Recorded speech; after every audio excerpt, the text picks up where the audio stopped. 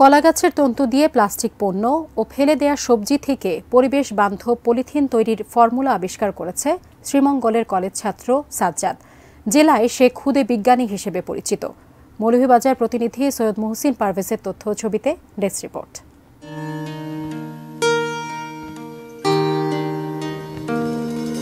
শ্রীমঙ্গল সরকারি কলেজের একাদশ শ্রেণীর বিজ্ঞান বিভাগের ছাত্র সাজ্জাদুল ইসলাম কৃষক পরিবারের সন্তান। ছোটবেলা থেকে বিজ্ঞানের নানা আবিষ্কারে তার কৌতূহল। কলাগাছের তন্তুকে বিশেষায়িত করে প্লাস্টিক, কার্বন ও সিলিকন পণ্যের বিকল্প পরিবেশ বান্ধব পণ্য তৈরির ফর্মুলা আবিষ্কার করেছে সে।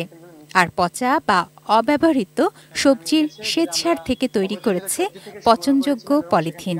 শুধু টাইলস নয়, ক্ষতিকর প্লাস্টিক, কার্বন ও সিলিকনের বদলে আসবাবপত্র ও মোটরযানের যন্ত্রাংশ তৈরিতে কলাগাছের তন্তুকে ব্যবহার করা সম্ভব।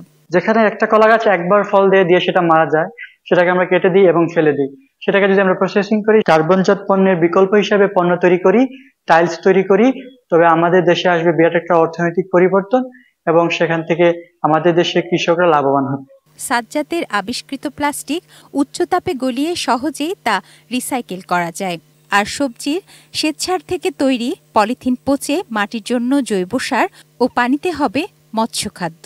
সে যে প্লাস্টিক তৈরি করেছেন কলা গাছের তন্তু থেকে, সেটার স্টেবিলিটি অনেক বেশি। আমরা ওই প্লাস্টিকের পরিবর্তে এই পরিবেশ বান্ধব প্লাস্টিক ব্যবহার করতে পারবো। প্লাস্টিকের বিকল্প সে যেটা আবিষ্কার করতে যাচ্ছে, এটা আমরা মনে করি যে এটা যদি সফলভাবে সমাপ্ত হয়, প্লাস্টিকের যে হুমকি সেটা থেকে পরিবেশকে আমাদের রক্ষা করবে।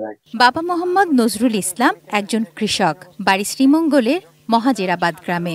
বঙ্গবন্ধু সৃজনশীল মেধা অন্বেষণ প্রতিযোগিতা 2024-এ মৌলভীবাজার জেলা পর্যায়ে বছরের সেরা মেধাবী হিসেবে নির্বাচিত হন সাজ্জাদ।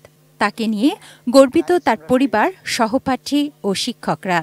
আবিষ্কারগুলা যদি সে অর্থনৈতিকভাবে যদি সাপোর্ট পায়, তাহলে সে অচিরে ভালো কিছু করে হয়তো দেশ ও জাতিকে দেখাতে পারবে।